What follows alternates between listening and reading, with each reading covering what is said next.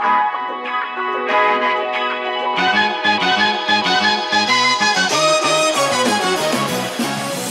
into Courtside Seats with Kroeger, a Charlotte Hornets podcast. Here he is, Chris Kroeger. Part 2 of our conversation with Hornets Assistant General Manager Buzz Peterson. And this is fun for me, especially because not only do we get to talk a little Hornets basketball, my career started back at Appalachian State University as I was going through the broadcasting program and doing student radio up there. And, of course, the head coach not only once back in the late 90s, the last time App went to the NCAA tournament, Buzz Peterson, but also came back for a second run. And those were fun years, Buzz. Those were good days. Those were good days in Boone. And I remember just trying to get the program started in 96. Was there before as assistant coach, and Roach Laney gave me an opportunity to come back. And Tom Apke had been the head coach there before. And what we just try to instill in that program was a lot of discipline on and off the floor. Just get the winning mentality going back into the program and recruit as hard as we could. And we were very fortunate to land a kid at Tyson Peterson, who we saw late when we got the job. Houston Fancher and I did. We saw him at AU tournament down here in Charlotte. And he had one offer to, I believe, Norfolk State. And we went and we got him, and he made our program better throughout the 4 years.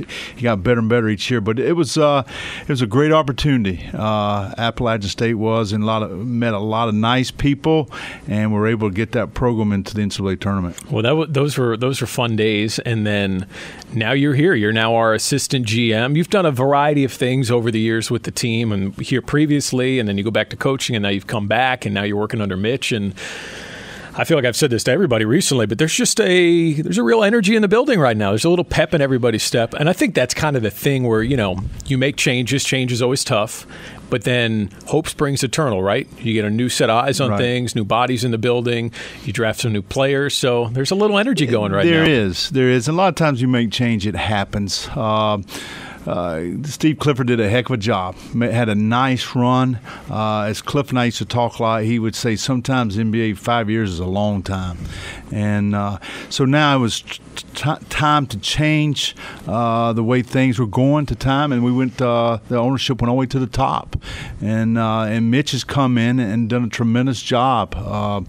He's had to make some tough decisions, which is not fun for anybody, but he had to do those for best of the organization. And working with him, he's very particular about things. I mean, it's, for instance, it kind of throws me back a little bit as a coach, because we've watched tons of tape. Before the draft, there's a lot of tape watching. Hey, Buzz, you watch this on that screen. This player, I'm going to watch this on this player on this screen. And the next 30 minutes, once we're done, we're just going to compare notes. We do that. We did that over and over and over.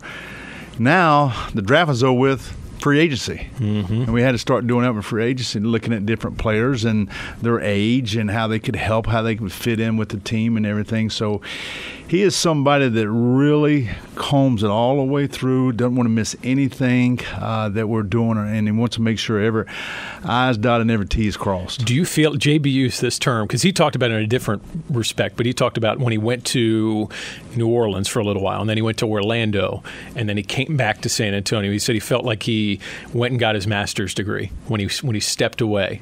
I mean, he just had a different perspective. Yeah. He got a new lease on life. Yeah.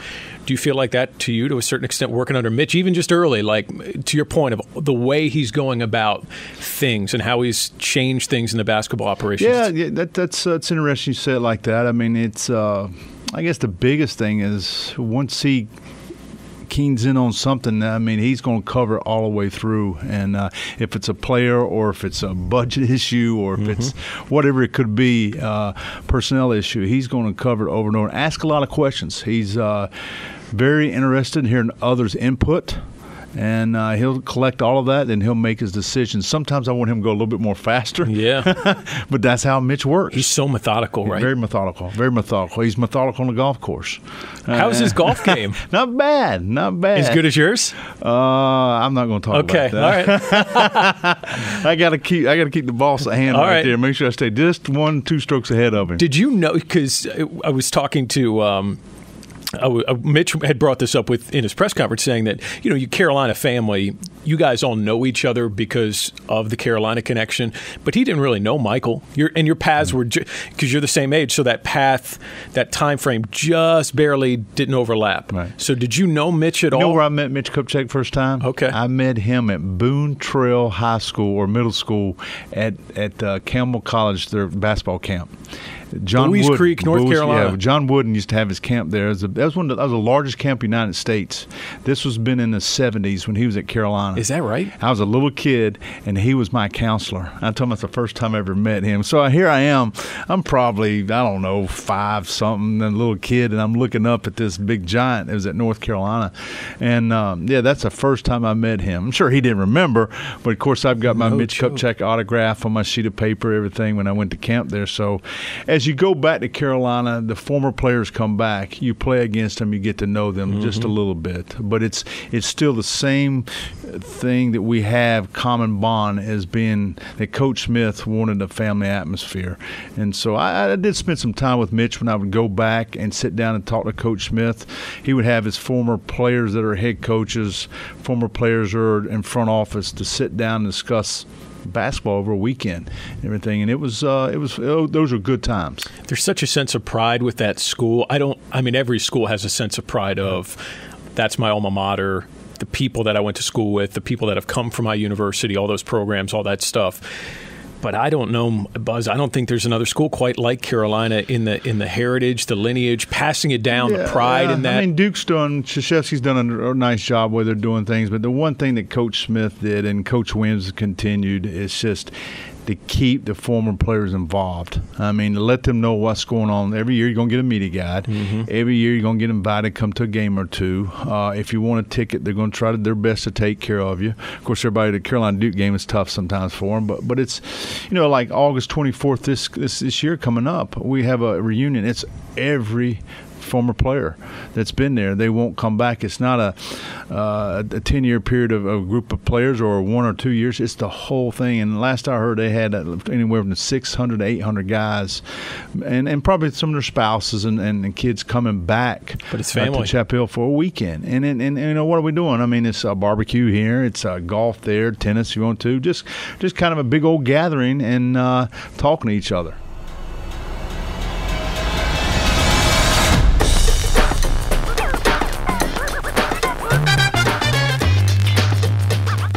So I bet as you now have transitioned to being back in a front office role, I'm sure you always miss the nitty-gritty of coaching, but just the stress level where 82 games, yes, you always want to win, but it's a marathon, it's not a sprint, right? It's a lot different than college basketball. From just a quality of life standpoint, removing yourself from that, has that been good for you? It's been good. Yeah, it's been good. It's still stressful in a way. Yeah. But it's not only. It's just not your decision. It's amongst everybody's. That's the thing that's been the biggest challenge as a head coach for the 16 years, whatever. The final decision came down on your shoulders. I know now a lot of things are going to come down on Mitch, or it's going to come down on Michael, whatever. So, you just kind of throw your opinion on different things to me, it's kind of for Mitch and for Rich, when I was working for Rich, it's kind of a check yourself. I don't want to be a yes man. You making this decision, Mitch or Michael, whatever, are you sure? Here's my angle on it, Take it for whatever it's worth. You got to make the call, but because I didn't want yes men working for me. I want somebody to make sure I was making the right decision. When they would give me something else I was thinking, then I could analyze it a little bit better. And so it's been different in that way, that it doesn't stop with you. But my goal is this. My roommate has been a real close friend. He's been very good to me throughout all the years. We've had a close relationship, and more than anything else, I want to see that guy win a championship. When I hear people say he's not a great owner, I just kind of laugh. And they don't quite understand how hard it is. It's very difficult when you're a small market like we are. But there's nothing I have it in my office in there. It's a picture from Cigar Aficionado magazine, and he talks about it, about he wants to win a world championship, and there's nothing more than I want to do is to make sure he accomplishes that. You sit there and think, well, that's going to be hard. No, it's not. It can be done. I mean, there's a lot of luck that has to take place here and there, but that would be my goal, to see my old roommate, put his hand up, whatever, hang a banner in here as a world champion, because he's done a lot. And I tell you, people give him a hard time about different things, but I tell you what, the guy is very smart. He's got a good business sense. He's got good people around him that help him make good decisions, and so I would love more than anything else Michael be a world champion. I think you could speak to this, Buzz, but I think what ends up happening, the things that people say about Michael or the things that people have written about Michael, that I think a lot of them probably are just not true. They're generalizations that people make about him as an owner, for example, or him as an executive, where if you go around the league, I think the things you would say about Michael or any owner are, I guess, just the perception of what ownership is and what that looks like on a day-to-day basis. Michael, I think, gets a lot of attention because he's Michael. Mm-hmm. But if you took a microscope and put it on every organization across the NBA, I think the average fan would be shocked about what ownership is and what that looks like and how involved or how not involved, or how much they care or what they care about compared to other owners. I just think people just don't understand the day-to-day of what goes on there. Yeah, there's a lot that goes on. And of course, as an owner, you're going to hire this one person to oversee everything. So here's Mitch Kupchak to oversee the basketball operations, and then you got Michael, his brother James to overlook different things. You got Pete Gwelly overlooking things. Fred Whitfield, of course, overlooking all the things. And so it just goes on and on. You got to trust these people, and that's what Michael is. Isn't that what a good businessman does? By the way, that's what a good businessman does. You can't overstep him. A lot of times you got to let the guy do his job, and that's what he's very good at, letting us do a job. Now, there's a lot of times we throw things back at him, say, hey, let's talk about this. What's your take on it? How you feel? And a lot of times he'll say, I'm going to leave that up to you. Or you guys, y'all make that call. So bringing in Mitch, I think it's been so fascinating. We've talked about this a little bit, but bringing in Mitch to oversee this basketball operation. Mitch is a guy that we've discussed is so organized. He's methodical. He brings leadership. He brings structure. He brings vision. All the things that you want, I think, regardless of whatever you're talking about in an organization. If you were talking about accounting, you'd want that for the guy who's heading up accounting, right? Right. You always want those qualities, I think, in leaders. And I think from Michael to bring in Mitch and say, you know what, your resume, all your bona fides, your credibility, it speaks for itself. I think it's exciting because I think you're entrusting. I'm entrusting this to you, and I know that you're going to do a good job. And it's not the people say a Carolina thing. The guys play at North. It's not that. It's just take Mitch what he's done. If he went to Duke or went to NC State, what he or wherever or whatever school went to, High Point, he's done a tremendous job in L.A. And I just felt, personally, I felt like he'd be a great person to be here and to bring us some credibility. His experience that he has can help us out so much. The winning mentality that he comes from will help us out a lot. He picks up the phone. They're going to answer the phone call. They're not going to just, this guy's calling me. No, when Mitch calls, they're going to pick it up. And so the respect that he has around the league, a lot of people, really respect him, like him as a person and everything. And I felt like this is what this organization needed. Your job, Mitch's job, it's about relationships. So you got to have trust. Everybody's trying to win a trade. Everybody's trying to win a deal. Right. But you also can't be trying to pull the wool over somebody's eyes either. So the trust and respect factor. To me, people out there know there is, whether you want to call it playing poker with different things, whatever, they're too smart. They got enough people behind them to analyze things, the numbers, what a player can do at a certain age, whatever. You can't respond very quick. You got to do your study on it to see what's best and how it fits in with everything. It's like a team sometimes. I remember recruiting. I used to tell the staff, hey, let's get 2 or 3 guys going to be all conference. Right? Hopefully one's going to be player of the year.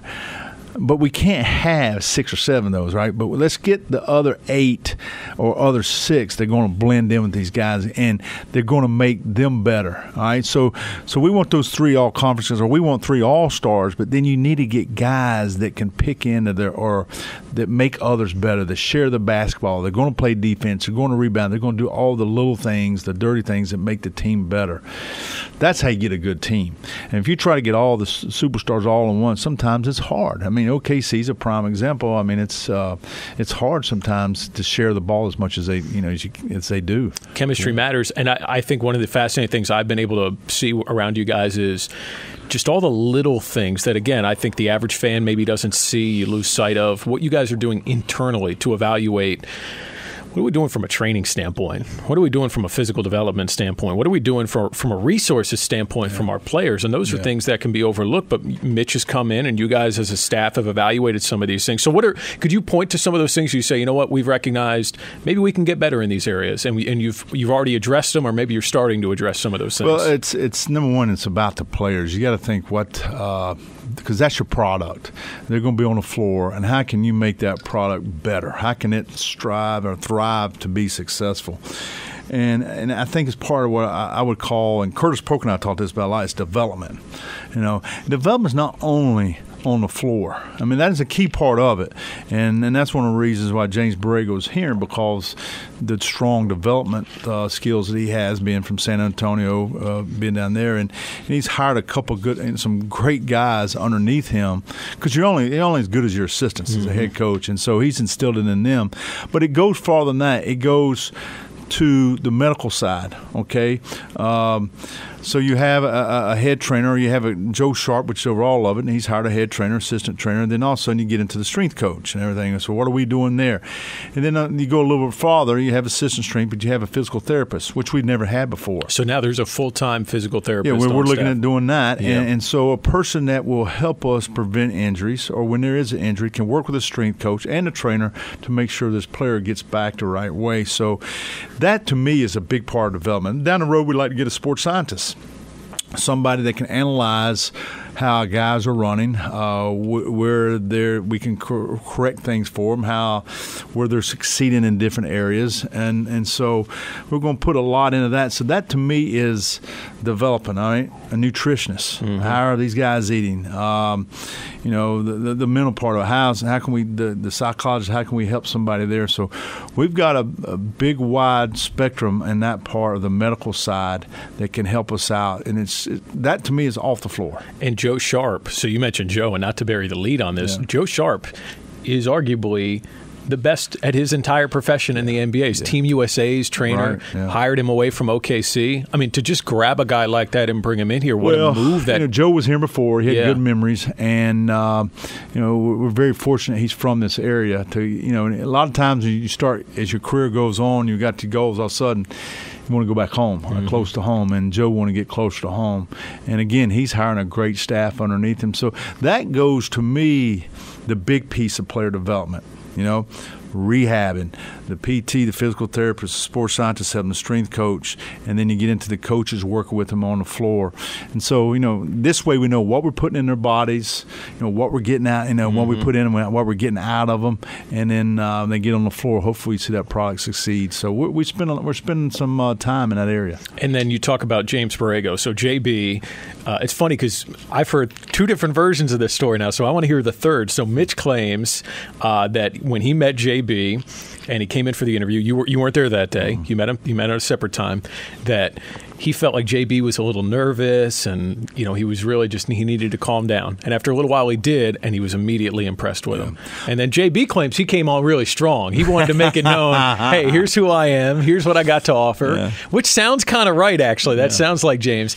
And then you guys met, I think it might have been the next day or a few days later at your house, and you guys got to know each other a little bit, and everybody just got really comfortable and recognized, okay, this might be. What was your initial reaction? That was when I had the gallbladder situation, had the surgery, so I was out of pocket there for a couple of days. Yeah. And after about 3 days, they came to my house because Mitch wanted me to meet him and everything. And of course, at that time, if you've ever had gallbladder surgery, it takes a little bit longer to get on your feet. So we went through the process, and we got done with him after a couple hours in the house. We picked a phone call, Michael, and said, hey, look, you probably need to take a look at this guy and see what you think about him and everything. And we interviewed a lot of people. But I felt what Mitch was feeling at the time, this guy was a guy we're looking for his development. Leading these guys, bringing out winning culture.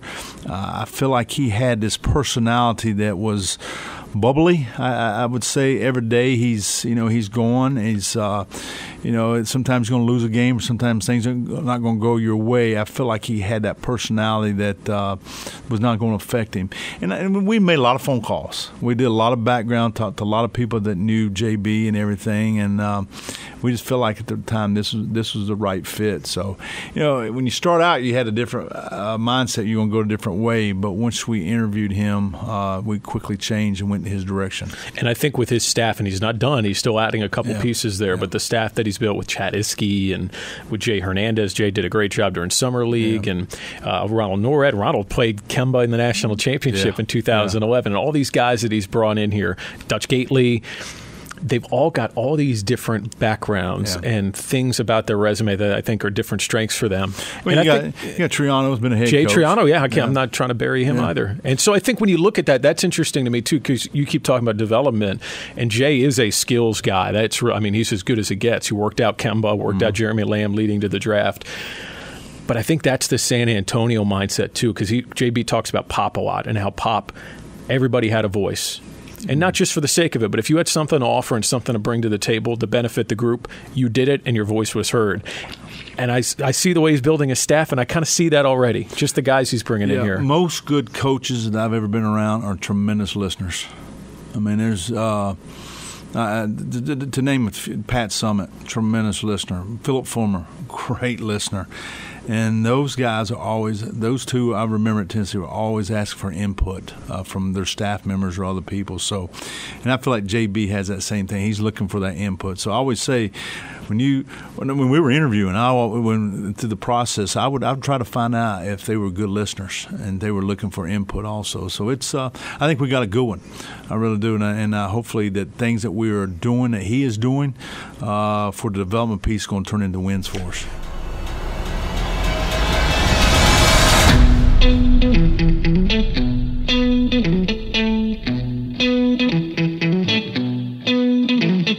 Let me ask you a couple of things about where this team is and where it's been and where it needs to go, because I think 36 and 46 is deceiving. I really do. The last 2 years, it's deceiving. But to me, the point differential, Buzz, that's always such a great determinant of over 82 games, are you scoring more than your opponent? Period. Right. It's the ultimate decider. Right. And this team 2 years in a row has outscored their opponents on the year, and yet 10 games under 500. Yeah, I look at that and it blows my mind too, because that's something I always look at if you can do on the plus side there. But we had some last year was so misfortunes went our way from Cliff getting sick. 19 games I think Steve was out for. He was out. I mean, you expect a player or two to get out, but your head coach, the head of the whole thing gets knocked off. I mean, Nick getting hurt in the preseason. Nick gets hurt, the second preseason game? And then MKG had the death in the family. We had different things coming at us. So, again, you just got to stay healthy. That's a big part. And that goes back to this piece of Joe Sharp we're talking about, of the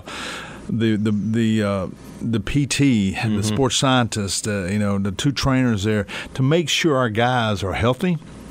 They're eating right, what they're putting in their system, everything. And you know what? They're kids.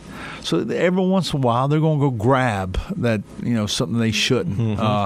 I'm 55. I still do it every day. I did, but I'm not out there playing. But I mean, you got to make sure that they're putting the right things so they can carry themselves out through this 82-game season, and so they can stay healthy and avoid injuries. I also think this is what's really interesting. I've talked to JB and some of the guys about it already. It's style of play, right? So now it's quick decisions on both sides of the ball. Get back, run on defense, turn, find your man, all that sort of stuff, locate. And then on offense, let's get out and run the break, and let's try and see if we can take advantage of the defense before it's set in the half court. And then even when it is, let's make sure we're making the right decision, right? Everybody's passing the ball, everybody's cutting, moving, all that stuff. Yeah. But I look at this as an example. From a three-point shooting standpoint, we were one of the top 10 teams in the NBA in three-point shooting last year from a percentage standpoint. We were bottom 10 in attempts. So there's a gulf there, right? We got to get more shots up. And then when the types of shots you're getting up, we actually attempted last year, I think by about 40 or 50, the fewest corner threes in the NBA. That's one of the most efficient shots in the floor today. And we actually shot the ball. Marvin and Jeremy shot the ball great from the corner. And so some of those things it's style of play, right? We just got to get some more threes up. You got to get the right shots and the quality shots on the floor. Yeah, we've got the corner three, like you mentioned, is important. And I've sat with JB during the games out there, and it's pace and space. I mean, those are big things. I mean, he's got where he wants the guys to move the ball quick, make fast cuts, hit the open man, get the ball moving from side to side to keep the defense off balance. Because if you keep the ball on one side, the defense can lock in. But if you got it moving, hopping like that, it's hard for them to get focused and get in place to make a stop if somebody wants to drive and everything. So pace and space is going to be something he's going to harp about, these guys. So, again, hopefully we get more corner threes up. But also, you got the little things from rebounding to turnovers and all that. But hopefully this year will be a good year for us. And solidifying behind Kemba, right? So that I think our offensive rating, our net rating actually, when Kemba's on the floor versus off the floor is like 11 points per 100 possessions, which is a crazy gulf. Yeah. And there's a lot of things that probably speaks to that. It's a testament to how great Kemba is. Yeah. It's a testament to the need behind him. But now, drafting Devontae, which I think is going to be so fascinating, but that Tony Parker character, Buzz, that's a huge piece. That is a big piece. That's something that the coach is comfortable with, which you want to make sure he's comfortable, and he is coaching him. But also you do like his experience. There was JB had some good conversations with Tony, and it's saying that he's not done. He wants to go somewhere and help a team win championship.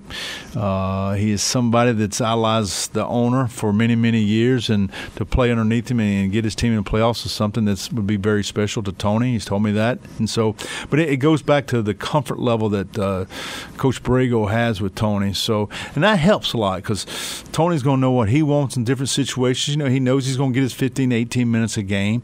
He's there to help Kemba, to give him some rest. But also, I really like Devontae Graham, the guy that's in the wings, and Devontae can learn a lot from Tony Parker. And so this is going to help him out, and eventually one day, who knows, down the road, this will be Graham's show. You guys had a first-round grade on Devontae, too. Yeah, I mean, it's Did you think he'd be there at 34 when you guys came back? When you guys were on, I thought it'd be close. Yeah. I thought it'd be close. I thought he's a chance he could go late first. He had a tremendous year. He's a young man I knew very well because he once had signed with Jason up at App State and everything. So, but he went to prep school, got better, and as his career at Kansas, he got better. And I saw him out of Kansas, and they loved him. Heck, he was Player of the Year in Big 12. So he's consensus first-team All-American. Yeah, that's hard to do. That's hard to do. But I sat with Bill Self out in Vegas, and we were talking, and it's funny in the end of a game how this kid's clutch, the free throws, the defense. I mean, we had him guarding some of the best shooters out there on other teams, but that's Devontae. He really can get into defensively. Well, and he did that in our first summer league game out there, and Malik ended up stealing the ball away. He did a great job defensively. I thought summer league overall, it's I understand you can't use it as an exact metric 1-for-1 for what it's going to be in the regular season, but I think, correct me if I'm wrong, you watch summer league, you're looking for confirmation, I think, for a lot of guys out there. Yeah. I think this is what you are. Yeah. Go show it to me, right? Yeah. And I think we got that from Miles, Dwayne, Malik, Devontae, Billy. And you get into competitive nature, you want to win. I mean, if we'd have stayed healthy and things going our way, Billy had the situation with his family. He had to leave. He was having a great tournament. Yep. I mean, we lost Malik after one game. He had that hot game. Then we lost Devontae after two games. And we lost Hernan Gomez after three. So, those are the guys playing exceptional basketball. But I do love the way that Bacon and Bridges picked it up, and those guys. And then Joe Cheely's a young man we picked up 2 days before we went to Vegas. He competed out there. He competed and did a good job. So, and like you said, confirmation. You're looking for really what Bridges could do. I mean, some things that you feel like he was at his strong points and some things he needs to work on. And then you want to see what Hernan Gomez could do because you really hadn't had him for a full year. or whatever. So I was very pleased with what he did. So it leaves me with excitement going into the season that our young guys can really help out our veterans. And I thought JP too. I know you and I have talked about JP a lot, but as a two-way contract player, I think a lot of people thought, oh, this guy, he'll just shoot. He did more than shoot. He went out there and put his body on the floor and competed. Yeah, I was talking to Michael about this the other day. He just said, hey, I want you to realize on this kid, don't look at the stats because he's going to do all things that are not going to show up on that stat sheet. They're going to help the team win. And, I mean, he made a play, if you remember one of the last games. He was a fast break. Miles threw it away. It was a 2-on-1, and the defender made a great play. JP hustles back, and on the second pass on the other end, he deflects it to Bacon. And then Bacon's able to kick it ahead for somebody for layup. There's not going to be one thing in that stat sheet that show where J.P. McCurry hustle back, deflect the ball for a steal, and we got 2 points at the other end. He's not going to get assists, not going to get anything. That's just what he does. And he's got that toughness that I love. I mean, when we always talk about 50-50 plays, J.P. McCurry's going to get you some 50-50 plays, and he's going to win that for you. Well, training camp can't come here soon enough, and I know you're extra excited because we're going to be in Chapel Hill. Yeah. We're going to play a game against the Celtics in the Dean Dome, which is going to be really fun. But we'll leave you with this. I mean, I think there should be real reason for optimism. I know you want to enjoy the summer a little bit, but how excited are you? What are we working on coming up next week? We're about 9 weeks away. Yeah. So it's close. It's getting there. I'm very excited about the season and everything. It's amazing that Tuesday, Wednesday, Thursday, 3 practices, 3 days of practice, and all of a sudden you're throwing the ball up. Yeah. And that's why it's important that when guys come back that they're in shape, they're ready to go. Because you don't want to see hamstrings. You don't want to see nagging things like that. You want to make sure they're in great shape because you just can't say, hey, I'm going to start getting in shape for their practice. No, it's too late because it's going to be time to go. And the guy that's always set the table for that, and I've heard JB be blown away by it, is Kemba Walker. Yeah. Kemba has, been in here this summer. I saw he did something the other night because we've worked some long hours trying to get things together, and I look out my window. I hear a ball bounce, and of course, the first thing you're gonna do is look, and there's Kemba. He's out there. What time is it? It's 7 o'clock or something. I mean, he's already been in the gym once already. Yep. And I looked at him, and I was like, rebounder, where's your rebounder? And he said, I don't want any. And that reminded me of Michael in his days at Chicago. He really didn't want a rebounder. If he missed, he wanted to pay the price, go run it down, and bring it back. Michael used a lot of tossbacks where he would throw the ball to the tossback, it'd come back to him, and he'd shoot like that was a passer for him. Because if he made a bad pass, that tossback's not going to throw it back to you correctly. And so he had to make a good pass where it came back to him. He shot. If he missed it, went somewhere, he ran it down. He didn't. And I saw Kemba doing that. And I told Larry Jordan was up there. I said, that reminds me of your brother when he would shoot by himself, didn't want anybody to rebound for him. I go up there and watch him in Chicago, and we're there at practice. I said, you want me to rebound? I said, no. You can go shoot. You can go sit somewhere else. I don't want a rebounder. Wow. This guy, he's different, Buzz. Kemba is just, I tell people all the time, I think most people understand, but he's wired different. He's got a different DNA about him, about proving people wrong and not want other people maybe want to put on him what they want him to do. He's kind of a quiet assassin a little bit. Yeah, he's not going to run his mouth much. You're not going to read about him in off season. He's going to stick to his family and do what he has to do, his personal business. But the main focus is to get on that floor and help Charlotte Hornets win some games. And he loves this city. He loves his team. He does. He loves his team, loves the city and everything. And let's just hope he's here for a good long time. Well, Buzz, it's good to see you. Thanks for hanging out with us for a while. Thank you. Enjoyed it. Yeah, bring back some memories. Yeah. We'll do it again soon. We'll talk to you once we get to Chapel Hill for training camp. Thanks for dropping by. Thank you.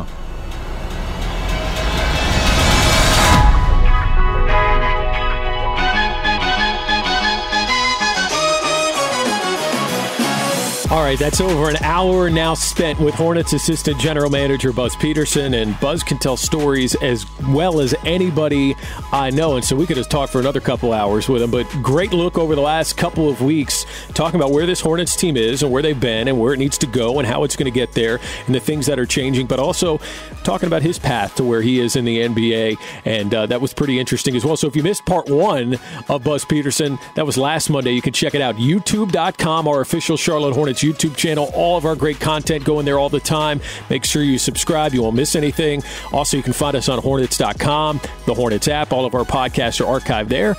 And Apple Podcasts. Just search Courtside Seats. Maybe you're listening through Apple Podcasts already. If you are, rate and review, please. If not, you can subscribe and you'll get those pushed to your phone every week when we have a new episode. And just click subscribe once you find us there. You can search Courtside Seats, my name, Kroeger, Charlotte Hornets, any of those keywords, you'll find us.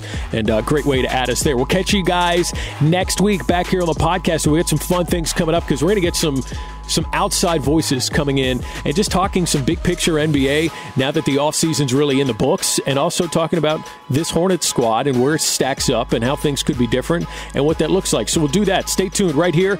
We'll find you guys back next week on Courtside Seats.